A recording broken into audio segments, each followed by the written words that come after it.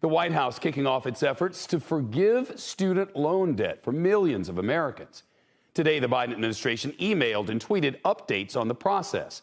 The window to apply opens next month, though they haven't said exactly what day, but it lasts through the end of the year, so there's time. Part of this update, new guidance on who qualifies for the debt relief. There's one reversal. Borrowers with privately held federal loans will not be eligible for forgiveness under this plan. The debt relief plan is also stirring up legal challenges.